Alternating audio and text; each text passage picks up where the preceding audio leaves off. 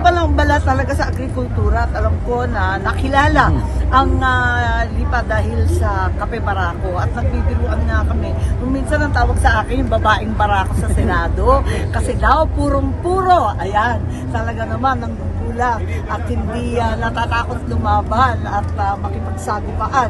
Lalabanan natin ang masamang presyo at lalabanan natin ang hindi pamimigay ng sapat na sahod at yung kakulangan ng tulong sa oras ng kagigpitan.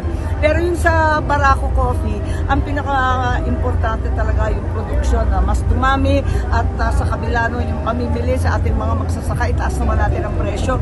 Valentine's nga, nung isang araw talaga naman sa palagay ko kinakailangan nung kahapon, kung Valentine's ba, sapat naman ang ating mga kape, ang ating mga ani sa agrikultura.